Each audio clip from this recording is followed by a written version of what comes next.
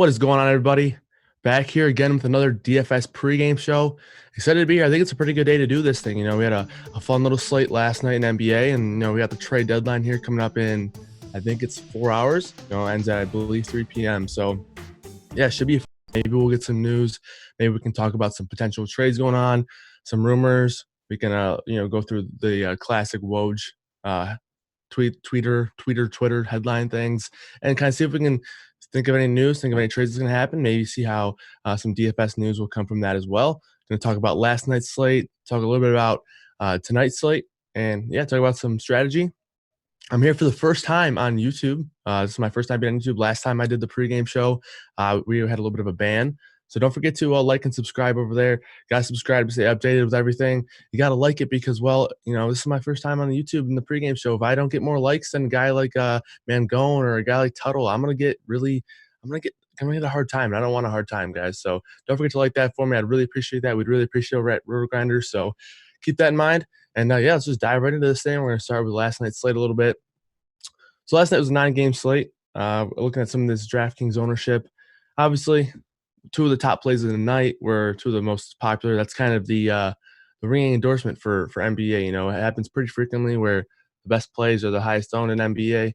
Porzingis could have been an even better play. Actually missed a few minutes of time because he got his nose bopped by, I believe it was Josh Jackson. Broke his nose actually, but came back in for a little bit with no face mask or anything. So that was actually a pretty tough move by him. So Reggie Jackson, another guy that I was on as well, almost 60% owned, massive stat line there, big game for him. You'll see it in expert survey. Noto mentioned it. The last game out against Memphis, he got benched because he just wasn't shooting well. He just couldn't really get it going, so they took him out, benched him. That wasn't the case this one. He got hot from three and definitely was making some plays. So he was able to be out there for the majority of the game and had a big one. Nobody really got scared off of him here. I thought maybe people would go away from it because there were a lot of really good point guards, especially on DraftKings where you could play quite a few guys at that point guard spot at a similar price, or the guard spot at a similar price. I thought his ownership might be lower. Turns out it was much higher. In the single entry in cash games, he was nearly 81%. So he was a cash game staple for many people. So Jarrett Culver, another guy, 57%. He's a guy who, in the grand scheme of things, I did think he was good chalk, but there were a lot of really good pivots off of him last night. So I had him in one of my two main lineups, didn't have him in my other one. Just thought that there were a lot of really good other pivots that you could have made, like Josh Okogie on his same team, like Derek Jones Jr., or even like a guy, Tim Hardaway Jr., spend up a little bit more to pay up and be a little bit more contrarian. So, yeah, and then, guys, feel free to shoot any messages in the chat, any questions, any comments. I'll be watching the free chat over in Discord as well as the YouTube chat. So, just shoot those in there, and I'll try to get to those, each one of them, and talk about those. Yeah, Danny Culver was not fun last night, but I do think, a guy getting the start, you kind of assumed he was going to be a starting point guard against Atlanta. I think he was a good play. That just kind of happens sometimes. Karl-Anthony Towns, another guy, 50% owned. I mentioned Karl-Anthony Towns in the expert survey as my top cash play last night. I didn't have him as my top overall play, and I had Jokic as my top contrarian play. So I was able to get off some cat last night and play some Jokic and spend up for some Trae Young as well. So that worked out pretty well, but overall, I do think Towns was a good play. He was shorthanded, but I think people overlooked how shorthanded Denver was. Truly, I don't think Denver played with 7 guys, and I don't think that was something that we couldn't have predicted. I think an 8-man rotation would have been lucky for the Nuggets to have. So when they ended up with 7-man rotation, it really wasn't that surprising.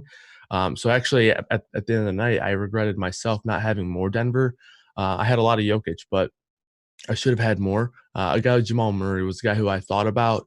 He was on a minutes limit the night before, where he only played 20 minutes in that first game back, but he ended up playing 42 minutes. So clearly, when a guy's healthy or active, they don't really have that opportunity to limit his minutes because they just don't have the guys. So he played 42 minutes last night. So I think for me, people overlooked the Denver rotation. People didn't want to. Maybe on DraftKings it was different, but for sure on FanDuel, People overlooked that, and because we didn't really have solid news if Grant was going to play or Barton was going to play, but I think it was pretty obvious that Grant wasn't going to play. We got a report that they were both highly unlikely to play, or highly questionable. I think were the words that was announced by the beat writers, but yeah, so I think me personally, I overlooked Denver a little bit. I overlooked everyone except for Jokic. Really, I should have definitely had some Jamal Murray, maybe even some Monty Morris, but Reggie Jackson was the same price as him, so I probably wasn't getting off of Jackson there. But Jamal Murray for sure had a lot of upside at that price tag on FanDuel specifically. With they just had to play so many minutes, and I think that situation got overlooked while everyone flocked to the Minnesota situation, which I thought that was a good situation for these guys as well. But I don't think that they were pressed nearly as bad as Denver was. Easy Money says he was very high on DJJ. Yeah, I mean, once the news of Hero being out once again, uh, I think Jones Jr. was a good play. Obviously, he got helped a little bit by Butler getting injured mid game, so he got that closing rotation. So that was huge for him. And then with Waiters and James Johnson sitting out in case they got traded, there was no real way that he was going to lose any minutes.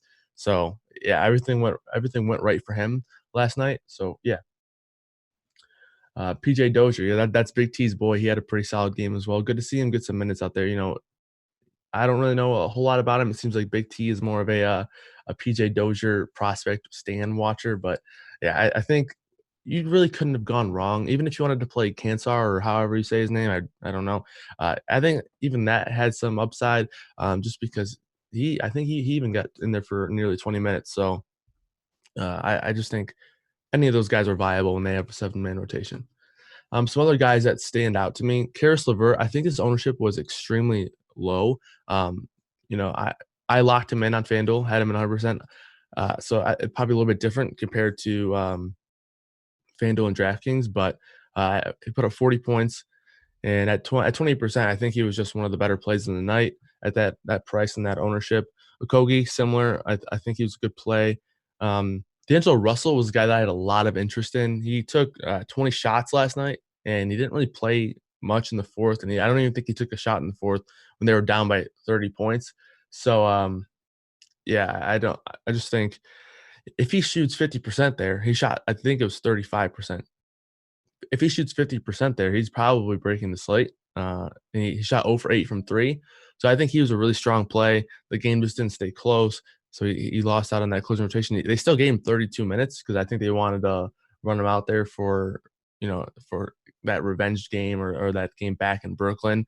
But, if that game's close, he probably plays the remaining, 6 minutes. It gets 38 minutes, makes a couple threes, it's a whole different game for D'Angelo. So I think he was one of the better tournament plays, even though it didn't necessarily end up that way. But a guy with that kind of upside at nearly 15%, depending on what contest you're in, he was a little bit more popular in the high stakes stuff. So that kind of tells you that maybe he was a little bit more of a sharp play. So yeah, I think D'Angelo Russell was a really good tournament play for sure. Yeah, I mean, when you're taking a shot on a guy like that, especially on turbo state, I think that's a good try. He gets 10 points, but he definitely at least has the opportunity. He's going to have the opportunity. We've all played guys who we don't know if they're going to have the opportunity. So that guy at least had the opportunity. We've played a guy like Hartenstein who could have the opportunity. We don't know. But when they got 7 guys, you know that you're going to get in the game. So at least he had the opportunity. Another guy, Andre Drummond, who just mashed at lower ownership. 15%, around 50% in most contests. You know, People didn't want to play him because they went to Towns, and I think if you went Towns last night, you probably regretted it a little bit, because Jokic and Drummond absolutely went off, and you probably would have been much better off with those 2 guys. But I just think Towns overall was a good play. I just think he struggled, and that's gonna happen. And that's why some of these chalk guys, chalk is usually nice in NBA. It's usually okay, but it has nights where it doesn't quite pay off. I think that's it for the ownership. The high ownership guys that surprised me. Some low ownership guys that I played. Tim Harder Jr. I had him in my main FanDuel lineup, which we're going to pull up here in a couple minutes. Devin's got that queued up. So once we're done with these DraftKings ownerships, we'll show you guys how I ended up last night on FanDuel. But yeah, Tim Hardaway Jr. and Derek Jones, I thought those were 2 really, really good plays. Like I mentioned, they were pivots, probably had to pay up a little bit more to get off of a guy like Culver or Kogi, but they were pivots.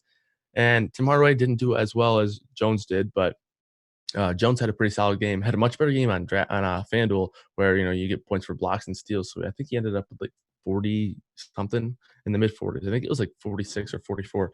So a big game for him. Brunson was a guy that I liked as well.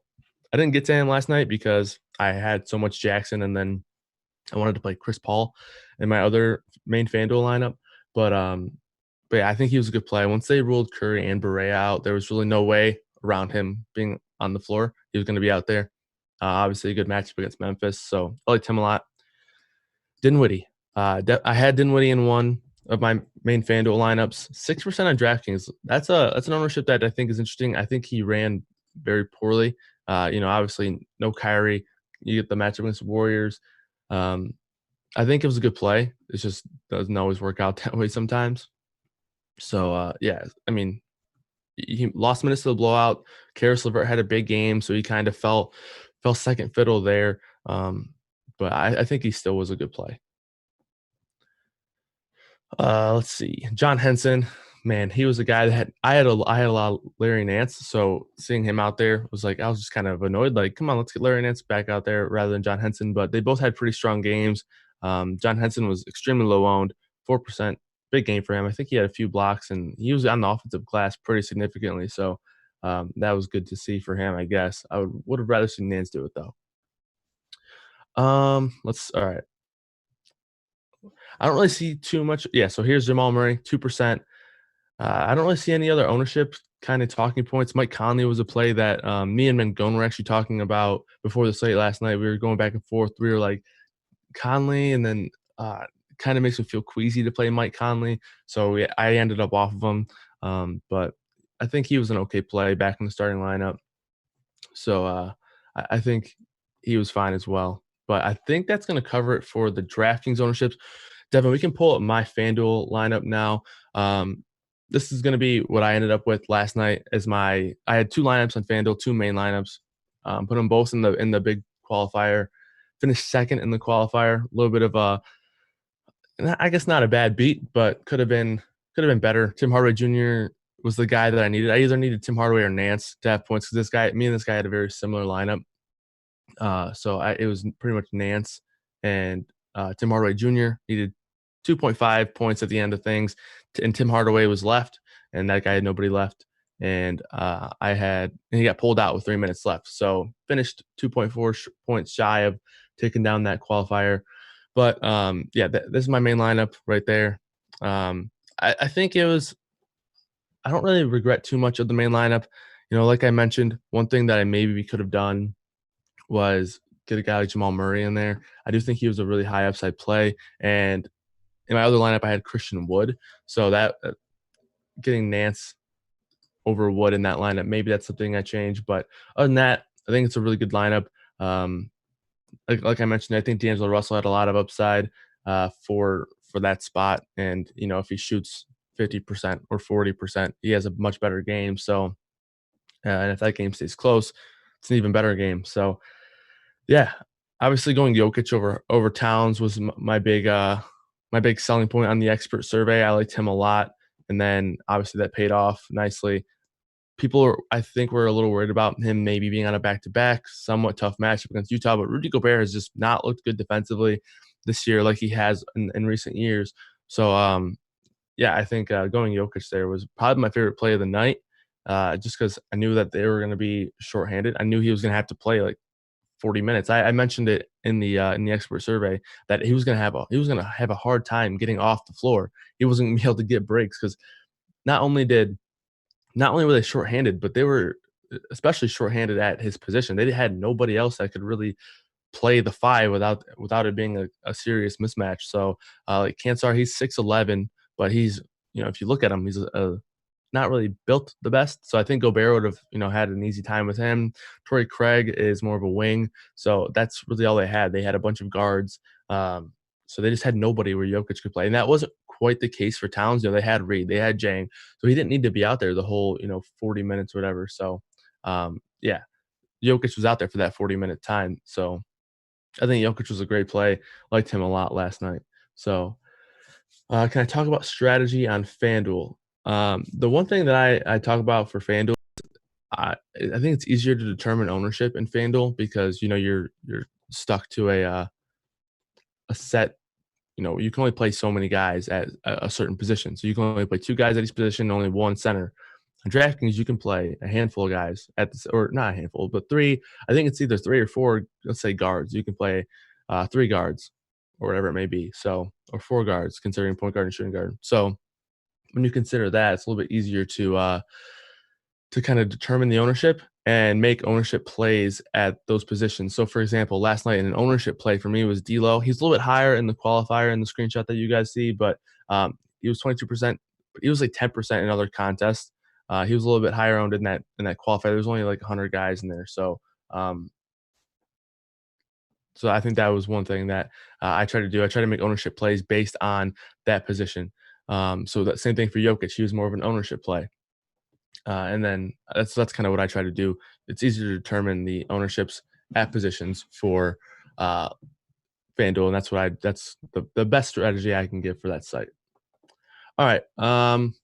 Anything else if there's something else that you guys want to talk about for last night? If not, I think we covered it all. Um, we can look at certain people's lineups if you guys want to, or we can jump into tonight's strategy session talking about, maybe we can even talk about some trade deadline stuff. So yeah, a lot's going to change before lock. So that's why this show is primarily a strategy show and a review show. I know I see someone in chat saying last night's slate is over, but you can pick up on strategies from last night and carry them over to tonight. You can do that. It's not just slate by slate. It's not just picks and plays. It's about having strategy, because finding a strategy from last night, talking about those strategies from last night, can bring them over to tonight as well. So, you can always find those ideas, those thoughts, and those, I guess, tactics, and carry them over. All right. Looks like Anchor is just fading the entire slate. Anchor's not playing tonight. He's fading Harden, Greek, LeBron, AD, Lonzo, Zion, Ingram, Levine, and about five other guys. So he's just fading the whole slate. Yeah, so I think we're gonna start off with the injury situation, the situation room, the injury report. I'm gonna refresh it, make sure we get the most up-to-date news, and we're gonna start from there.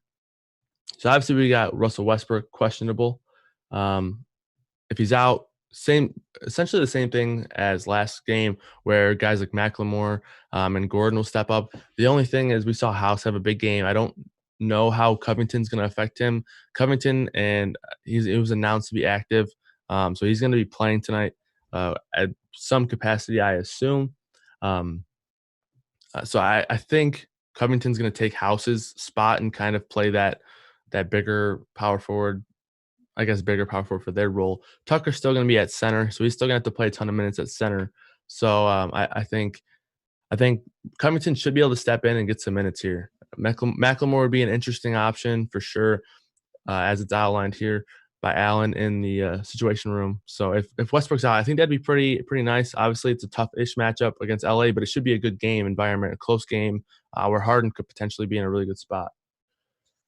All right, so I'm gonna be checking both the free chat on Discord as well as the YouTube chat. So make sure you're popping in there, saying what's up, asking any questions, bringing any comments to the table, talking about anything you guys want to. I'll be following those. If you guys could hit that like button, hit that subscribe button on YouTube. That way we can keep these shows going. That way I can get some bragging rights on Mango and see I get more likes than him on the pregame shows. So I got to get that going for me as well. I need a little bit of bragging rights. So that's just how it goes. The DFS industry, we're all competitive here, right? So yeah, moving back onto the injury report. Chris Dunn is out. So this injury, I've been flipping back and forth on who's going to be the most I guess, impactful boost for the Bulls. I think Hutchinson gets a pretty solid boost here. We saw Dunn playing a lot of the 2/ even the 3 while he was playing. So Hutchinson could step in and get some more minutes. He's been playing around 25 over the last few games. So um, Alan says Archidiakono could step in and fill in those minutes while he's back. So that's definitely something to monitor. That could definitely happen. I just think Hutchinson could get those minutes based on how Dunn was playing the wing before then, and and Satoransky's going to get the minutes too as well. And this is a good matchup for the Pelicans. So I think the Bulls could potentially be a spot to look at tonight. I'm definitely going to like some Pelicans guys that we'll talk about in a little bit. So another strategy we can talk about is game scripting here. It's a 5-game slate, so having a little bit more correlated lineups and tournaments makes a lot of sense. You know, there's only so many games you can play. So when you can take advantage of maybe one game being super competitive down to the wire and kind of maximizing those minutes, well, maybe one or even two games are blowing out, and some guys are kind of losing their ceilings based on those blowouts. I think correlating your lineups a little bit more on these smaller slates makes a lot of sense. Oh, Dan Boxing now is okay. Now I really got to get some likes because the boss man's here. He's watching over me. So, yeah, keep that in mind, guys. I would really appreciate any likes and subscriptions that you guys can throw over there on the YouTube channel. Any other questions in the YouTube chat, I'll take a look at right now.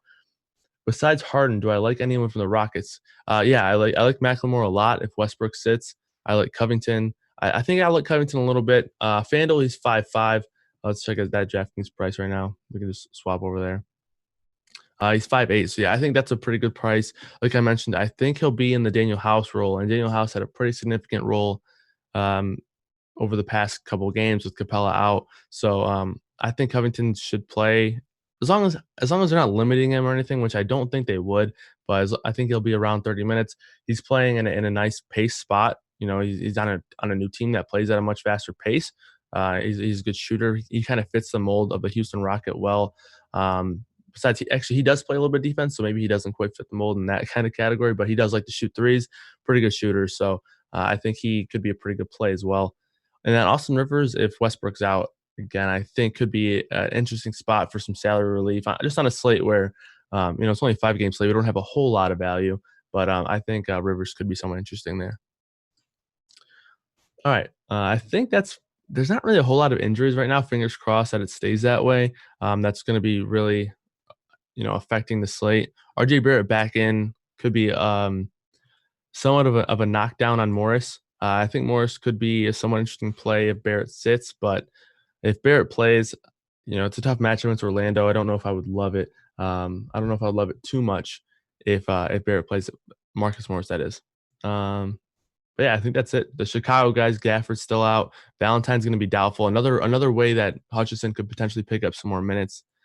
So I think that's someone to monitor. So Valentine played, I think it was like 13 minutes last game, but that's 13 minutes that could potentially go to Hutchison. I see that Allen has outlined Shaq Harrison, which is definitely possible. But I think Hutchison has already kind of developed that role. So if you just give him 3 or 4 extra minutes, I think he benefits a big time from it. All right. I think that's going to be it for the injury report. Let's move on to lineup HQ, see if we can take a look at anything. Let's make sure we're refreshed for all the new ownerships and projections and whatnot. All right. So looking at this, FanDuel Harden projected 7%. Looks like so we do currently have Westbrook projected in. I honestly I don't even know if I can make a guess as to whether he'll play or not. He's definitely questionable, and I think him getting that upgrade. He was doubtful last game. Now he's questionable. I think that's somewhat of an upgrade. So he could definitely get back tonight. So if he plays, I think playing one of those guys would be very interesting because I'm definitely going to have some interest in the guy Anthony Davis. 41%. I think that's probably right on the nose. He's 9.8 on FanDuel. I think that's just way too cheap. I just don't think you can really pass up on that. 9.8 against Houston.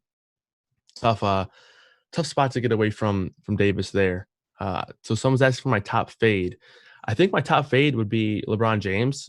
Not that I think he's going to be a bad player or anything, but at the price tag that they're at, I'd just rather play Davis, and I don't know if I want to play them both in the same lineup. So I think my top fade would be LeBron James. Not that I won't have any of them, but I think I would rather have Anthony Davis. And at that price and ownership, looks like LeBron's getting nearly the same ownership as Davis. So I think LeBron's a guy that I probably have less than the field on, just because of how much I like Anthony Davis tonight. I think that price tag is just way too cheap, so I like him a lot. Is Fultz in a good spot? Yeah, I think Fultz is in a good spot. No Augustine once again. He's been out for quite a while, and they say he's not going to return until the All-Star break. At least we've seen Michael Carter Williams actually step in and get some minutes recently. He had a pretty big game last night, but I think you could play Fultz here. I just don't love that he's probably not going to see any more than this at 31 minutes. I think to see him get into the 35-minute mark is pretty rare. Obviously, it's a decent spot here against the Knicks. So, and at that price at 6K, I don't mind it at all. I think him and Satoransky are guys that I have some interest in, but guy that I have a lot of interest in is Lonzo Ball. 26% ownership right now on FanDuel. I think he's pretty interesting tonight. The price is falling on him with all these guys returning, and he's just going to continue to play like 36 minutes a night, and he's going to continue to almost put up a triple double every single night. And it looks like now people are finally going to start playing him, but people hadn't really wanted to play him in recent games. So yeah, Damian Lillard 13%. Wow. Ben Simmons at 11% and Russell Westbrook at 7%. So it looks like this ownership is falling towards the middle tier for point guard tonight.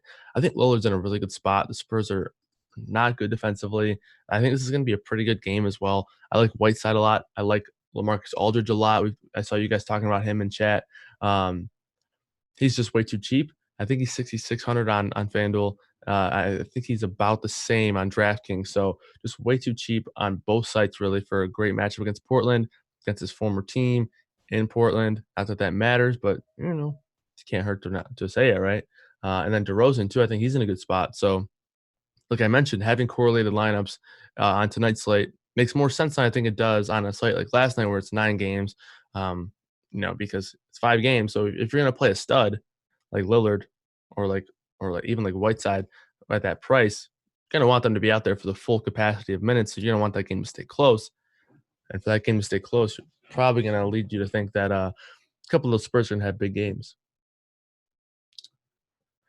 Um, Christmas Day, Giannis got slowed down by Embiid. Think I guess I can't remember that. I thought Giannis had a big game. I know Tobias Harris had a big game on Christmas Day. I thought Giannis had a nice game on Christmas Day though. I can't remember. Um, Maybe I'm thinking wrong, but yeah, I know Tobias had a pretty big game. And then maybe it was Embiid that had a big game. I'm not sure, but anyway, on the shooting guards, looking at some ownerships. So yeah, it looks like Drew Holiday's gonna be 15%. I think that's a really good play tonight. The only issue for me on Holiday is that I like Lonzo a lot, but that 7-1 price tag on FanDuel is just way too cheap. Let's pull up the DraftKings lineup HQ as well. That way we can look at both prices.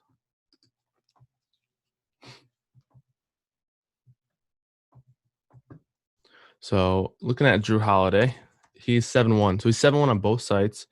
Lonzo's 6'9". So I like him a little bit more on FanDuel than I do on DraftKings. But yeah, I think Holiday is a really good play on both sites. I would probably just prefer to play Holiday over Lonzo on DraftKings. I think he's a really good play over there. Let's check his ownership on DraftKings.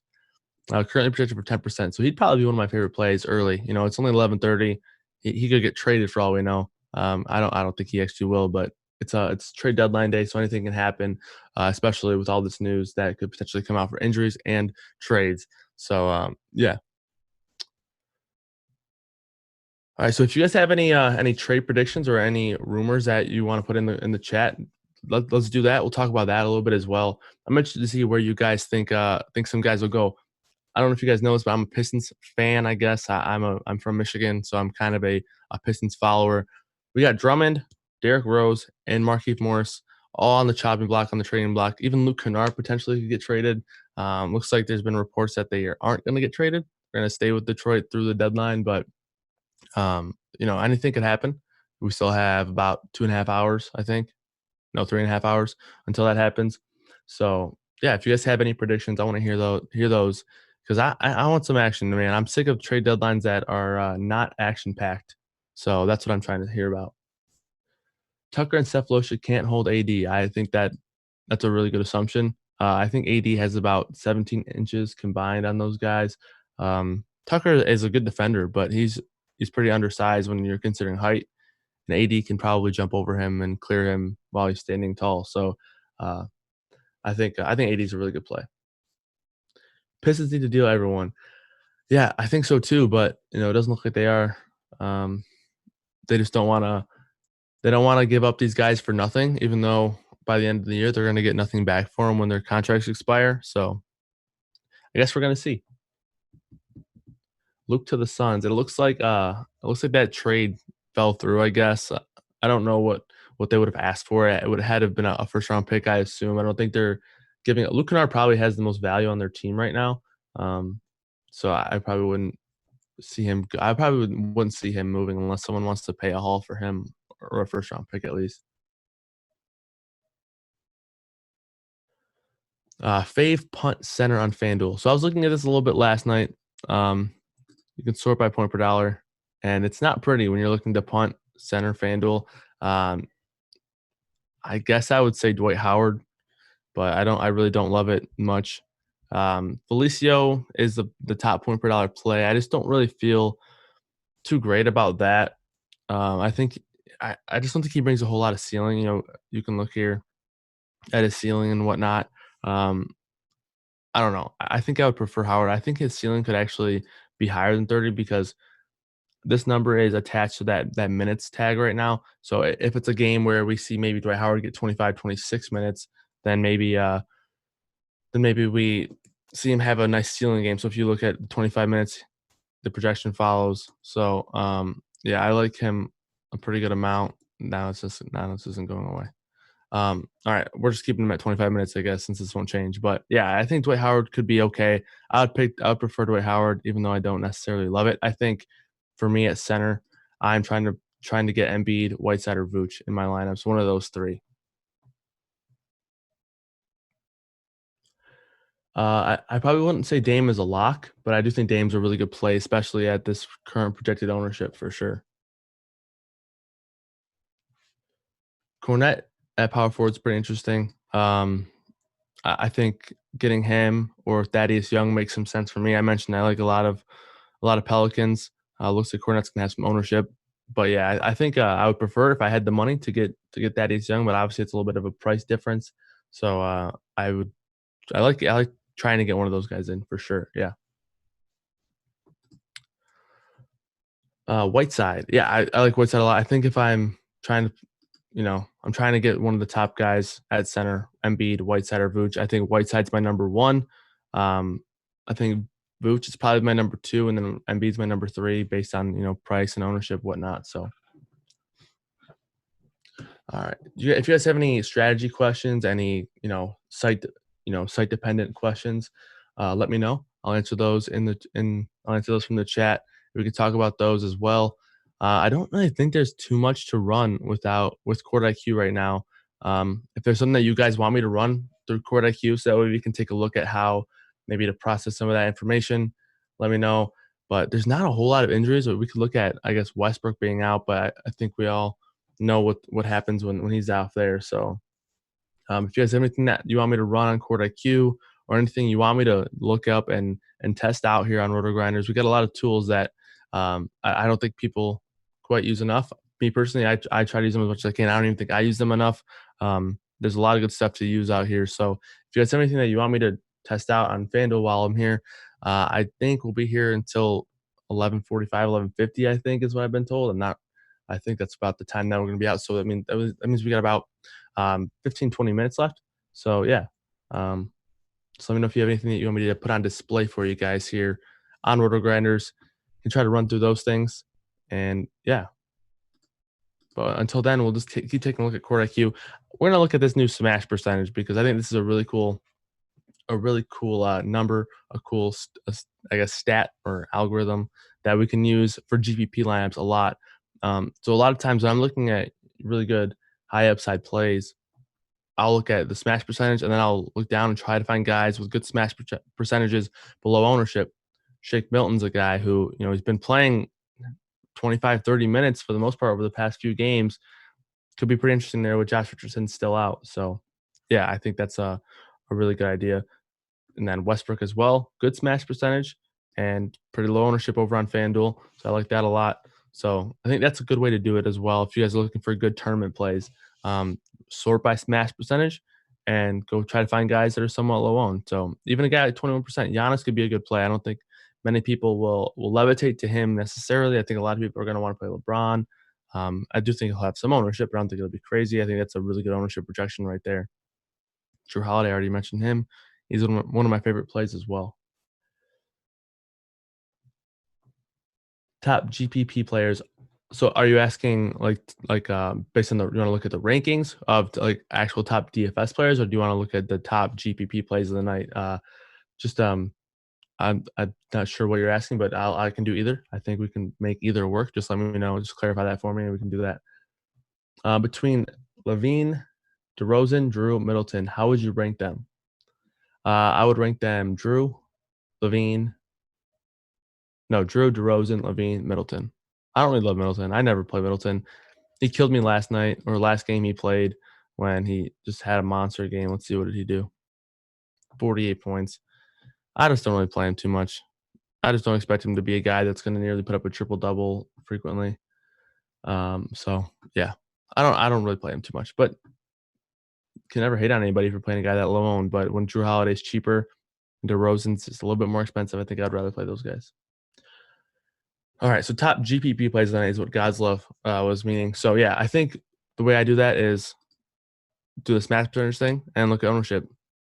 So I think that's a really good way to do it. Honestly, it is a little bit more difficult to just give like three guys that I like. I would say Drew Holiday's probably one.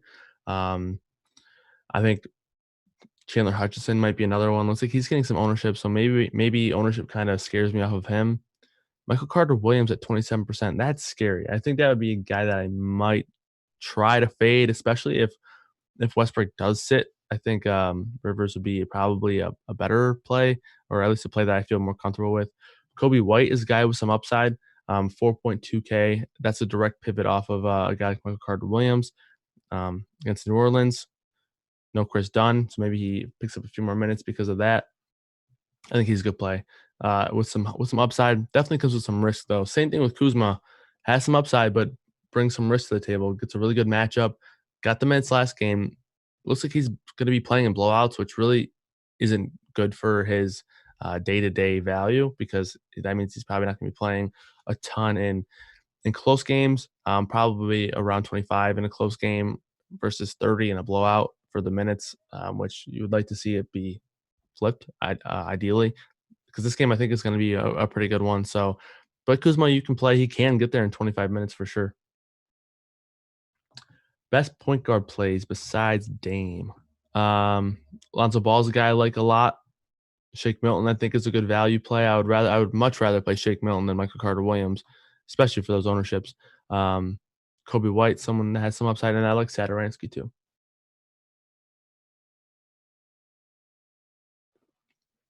Is it possible to do a stack where you wanted to use a smaller percentage of your overall lineups without doing it separately?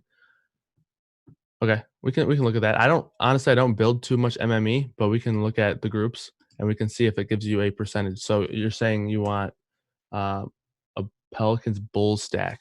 So let's say we want Ball in there, Holiday in there, Young in there, Thomas Satoransky in there, Colby White in there. Oh, Kobe White. Let's see. I guess Ingram could be included in that stack. Zion. So, and then Hutchison. So let's say we want whatever this what, 8 guys here. So 2 of these, let's say 2 to what?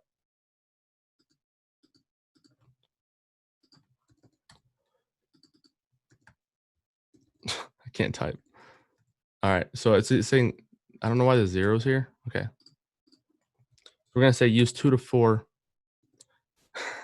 I'm for sure hitting 4 right now, and 8's popping up. I don't know why. But yeah. So that's what you would do. You would do. All right. Devin saying I can use the arrows. Apparently my keyboard is just out of sync or something. So maybe that's the reason. But so yeah, you do 2 to 4. I don't know if you can necessarily get a percentage, and you can also do a team player group as well if you wanted to add that, but that wouldn't be necessarily a game stack. So say you're game stacking 2 to 4 of these guys. You can even use the conditional players to say there's a guy. So for me, Holiday would be my favorite guy from here. So I would want to use 2 to 4 guys in that lineup if I have Holiday. That makes a lot of sense on a slate like this, where you're saying, hey, if I have a more expensive guy, let's say I have Davis, I want 2 Rockets, and then maybe another Laker as well. So we'll take conditional playoff for now, but um, so that's a good way to do it. I don't know if it gives you a particular percentage opportunity though. So, um, but it will give you this. uh, This will be the build for that 100 lineups that I just made, and those will be the 2 to 4 players from this group. Yeah, man, someone's got a virus on my keyboard. If I'm typing a 4 and an 8's coming up, someone's definitely hacking me right now. Um, that's that's just what's gonna happen, I suppose. So yeah, looks like here we got 2 bulls or 2 to 4 guys from that build in every lineup. And unfortunately, it doesn't give you a set percentage that you can do. So you can't say I want to only do this build in 20% of my lineups. But if you group that build out into another build, that's a quick way to do it. I know it's a little bit more, it's another process, but it is a way to do it, and it is somewhat easy too. Core cash game plays. So we can look at the core and the cash. These aren't tagged yet. We got Levine and Harris tagged by Meansy as core plays right now. I agree with those. I think those are good calls.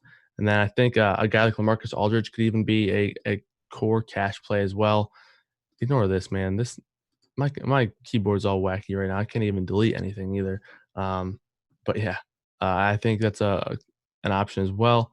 LMA that is, and then yeah, I think those would probably be my three. Think I think you could even include Holiday in there too. Yeah, Blender would say that. You're right, yes, man. I think we need to get those likes up so that way I can get a new keyboard. Apparently, otherwise I won't be able to type anymore, and that's not good. My numbers don't work. My delete doesn't work. I'm all out of sync right now. But you guys are here, and we're getting some likes. We're having some fun. We have no. I was really hoping for some big trade deadline news, like for some big trade to happen while on the show. I thought that would have been really cool. Looks like all the NBA GMs are still asleep, but us DFS grinders were up early, bright and early, getting ready for the slate. So the biggest news that we've had today is that Nene has been waived by the Hawks. So that's about it. We're not getting a whole lot of news. Thought that would have been fun, but no such luck today, apparently. So all we have is rumors. Besides Giannis and LeBron at small forward, what are some plays that you like at that position at FanDuel? Hutchison's a guy that I mentioned that I like. I think he's a good value option. Tobias Harris, I think is going to be a popular play. I think he's just too cheap. Um, Melo, I think, is fine too. I would prefer, I think, to just spend down, I think, and get Hutchison. But I like Dame a pretty good amount. And I actually think McCollum's okay tonight too. So I don't know if I play Melo a whole lot. I think you can play Gordon here, even if Westbrook does play. I think you can go back to Gordon, but wouldn't obviously love that as much. So I think my next favorite one would be either Ariza or Hutchison. Man, I spend way too much money already on computer stuff. I should not do that anymore. I'll get kicked out of my apartment by my girlfriend. I just bought a new computer. I bought a new monitor, so I can't I can't spend any more money on that. But yeah, I don't know. I didn't spill anything on it either. Yes, man. I don't know what's going on. I think you know maybe I'm being voodooed or something. I don't know, man. But I'm sure once I get off stream, everything will be just fine. I'm sure Devin's hacking me or something. That's probably what's going on. That's the only time I ever have issues is because of Devin. But yeah, any last minute questions, you guys can shoot those in the chat. We'll answer those. I think we covered most of the stuff from Lineup HQ as well. How do you handle the news on FanDuel if you don't have it before lock? So usually on FanDuel, when I'm trying to handle news, is I make an assumption of a guy and then I build lineups as if that assumption is going to come true, and then I decide if I want to take that risk or not. So, for example, I would probably build a Harden lineup if I thought that that Russell Westbrook was going to be out, and if I wanted to take that risk, I think that would be a really good spot to play him in tournaments. But you know, I think it's really beneficial to play guys on FanDuel. So for example, Harden, if Westbrook plays, Harden could very easily have a big night still. He could get there against the Lakers tonight if Westbrook plays. If he doesn't play, he's going to be one of the public's top play of the night. So so I think that's a good spot to do it. I think that's a good way to go about it. And so playing a guy who would have still potential, whether a guy's out or not, and then just get a boost if a guy's going to be out. I think that's a really good tournament spot. So a guy like Eric Gordon, for example. I think he could be okay. Probably wouldn't love him if Westbrook was out, but I think he could be okay at that price and that ownership right now, 2% on FanDuel. But if Westbrook sits, I think he's a much better play. So that's how I attack it on FanDuel. On a smaller slate, how much salary are you willing to leave on the table to gain leverage in tournaments? Honestly, I think it just depends on. I honestly just I build the lineup and then I go, okay, I have 600 left. That feels okay. I've I never I usually don't leave more than like 700. I would say probably 700 would be where I would go. But if you really like a lineup, like last night, I liked a lineup that had like 800 or 900 left, and I changed it. And that was adding Tim Hardaway in there. So I think there are typically when you had that much money left, I think there are typically spots to upgrade. But on a slate like tonight, if there's not an upgrade, I think you can leave like 600-700 bucks on the table. Studs with Rondo, Reddick, and Hutch. Jason asks. Yeah, I think those are good value plays. Um, for Reddick, I don't know if I feel too comfortable in Reddick. The minutes have been very up and down. I probably wouldn't get to a whole lot of Reddick for me. I think he's a fine option in MME where you can maybe sprinkle in like 5% and be way over the field on him. But I just the minutes are so up and down with the new rotation with Holiday and Zion being back, with Josh Hart getting a ton of minutes. I would prefer to play Josh Hart. It is 800 more, but the minutes are definitely going to be there for Hart for at least in the mid 20s. So I prefer that. How do you do ownership pivots on every position for FanDuel? So I don't think you have to do it on every position, but I think you can do it on if you want to do it. Let's say you play a pretty chalky lineup and you want to pivot off of an ownership.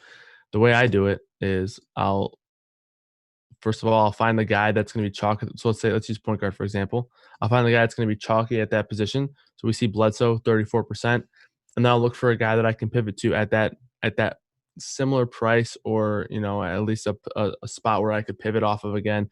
Look for a guy low ownership. So a guy Markel Fultz, Lonzo Ball a little bit lower ownership, but Markel Fultz is a guy who would be lower owned. And then, so that's how I kind of do direct pivots. If you want to do an entire, you can make it a 2v2 or a 3v3 and say, okay, well, we have Bledsoe in our lineup right now, but we're going to go down to Shake Milton. So then we have 2,000 left. So then maybe we go from, I don't know, a guy like Chandler Hutchinson to Tobias or something. That would get us a little bit more chalky at small forward, but we're getting off some ownership at point guard. So that's a way to pivot. Not necessarily those weren't really examples. I just kind of use those as, I guess, outlines for it. But that's the way I do it anyway. I'll look at guys at similar positions, and I use these ownerships every day in lineup HQ. So that's how I do it. Yeah, exactly. Last night I did a similar thing.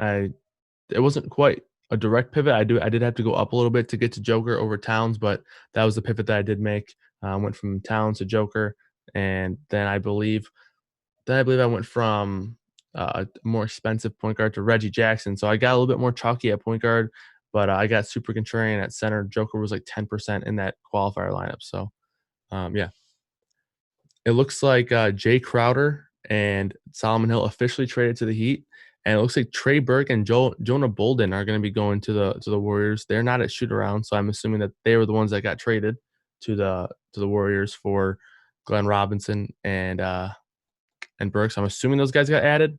I'm not sure if they did or not, but they're not at shoot around, so maybe they got traded. Who knows? What's the difference between leverage and a pivot? So leverage is just a guy who provides leverage towards your lineup. A pivot, I guess they're kind of similar, but so a pivot is considering a player A, Eric Bledsoe, and then going to player B. So going to player B would make that guy a pivot off of player A, who's more chalky. While having leverage in your lineup means necessarily I guess that means necessarily you aren't pivoting. So for example, a guy like Russell Westbrook, you're not really pivoting off of chalk, but it is leverage because he's 7%. Or a guy like let's see who's popular. Um, Evan Fournier is popular, so Markel Fultz could be a leverage play, saying if Fournier busts, Markel Fultz could be in a spot for a good game. That could provide leverage to your lineup. But yeah, I think in the grand scheme of things, you can consider them to be similar concepts, just with slight technical differences. All right, but it's 11:50 now, so we're gonna head out here in about 5 minutes. If you guys have any questions or comments, um, shoot those in the chat while you can. If you could, please don't forget to like this video. Like I mentioned, um, Devin's already hacking me because we're not getting enough likes. So I need Devin in order for Devin to stop hacking my equipment, I need to get some more likes, man. And also I need some bragging rights over guys like Mangone. See, look, I'm being hacked right now. It's not fake, guys. It's real. But yeah, we got Mangone. I got to get some bragging rights on Mangone and Tuttle and Blend and all those guys for getting some likes. So yeah, this is my first pregame show on YouTube. So hopefully YouTube doesn't ban us for this because we've been getting banned for everything. But yeah, hopefully you guys can get some likes and you want to subscribe. You want to stay up to date on things like our basketball video, which I didn't make quite as many appearances as I hoped because I sucked. But yeah, I think it was a fun time. We got to see some real true athletes out there balling. So Cam McMillan was a baller. Noto was a baller. SBK was a baller. A lot of ballers. Stevie PTFL baller. I know you guys. I know you guys saw that fall. What you guys didn't see was he almost fell on me in the corner. Like he was literally falling onto my lap, and I did everything I could to hold him up. I did not want him falling on me. He's like 6'10", and yeah, I did not want him falling on me there. Meansy got back on the floor. You see Meansy in the core plays here. He got back on the floor. He was hitting some threes. So yeah, Ingram tonight, Elf tonight. I think Elf's interesting. I don't know if I get to Ingram because, like I mentioned, I like a lot of Holiday and I like a lot of Lonzo. So I don't know if I get to Ingram, but I think he's okay. If you don't like those other guys, I think Elf's pretty interesting too, as a very contrarian play. All right, guys, that's going to do it for today's pregame show, the DFS pregame show on Thursday. Hopefully, you guys have a good one, have a good slate. Hopefully, last night was a good one. Yeah, Cardi was balling. You're right; those T-Macs did not fail him. But yeah, have a good slate tonight. Hopefully, we get some nice trade injury news. And until next time, I'll see you guys later.